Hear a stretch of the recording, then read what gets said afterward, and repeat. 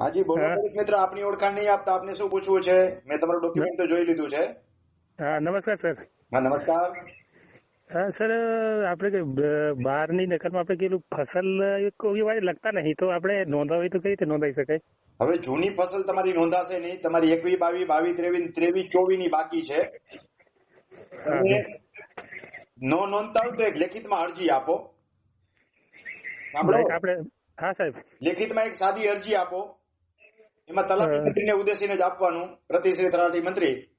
એમાં તમારું લખવાનું, હું અરજદાર, મારું નામ આ છે, જમીન તાલુકો જિલ્લો આ, ગામ આ, ખેડૂત ખાતા નંબર આ 106, સર્વે નંબર મારો જે છે આ 117, જેમાં મેં ખાલી જગ્યા વસ્તુનું વાવેતર કરેલ છે, જે 12 નંબરમાં નોંધવા નંબર વિનંતી પતી ગયું. આવું લખીને તલાટી મંત્રીને ઇન્વર્ટ કરાવીને આપી દો, નો લખતો હોય તો. હા બરાબર સાહેબ, બરાબર.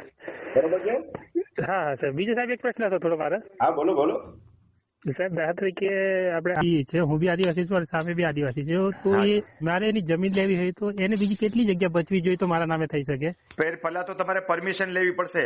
આદિવાસીમાં તમને આદિવાસી ધારાની કલમ અને એની છણાવટ મેં આખી મારા વિડીયોની અંદર હમણાં જ કરી છે. રમણીકભાઈ કોટડિયા વિડીયો નામની ચેનલ છે. યુટ્યુબમાં જઈને ખાલી રમણીકભાઈ લખશો કોટડિયા એટલે આવશે.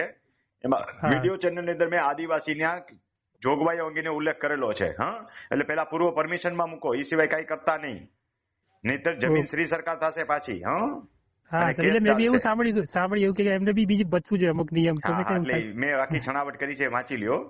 અને ઓકે. મામલતદારમાં અરજી કરજો પેલા. હા હા સાહેબ સાહેબ. હા ભલે. પરમિશનની અરજી કર્યા વગર વેચી શકાશે નહીં કે ખરીદી શકાશે નહીં.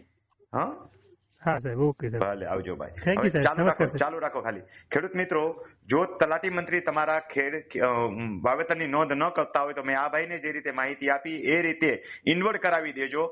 અને ત્યાર પછી જે પાછા 15 દિવસ પછી ફોલોઅપ લેજો કે 1 મહિના પછી ફોલોઅપ લેજો કે તમારું નામ ફસલ નોંધાયેલી નથી.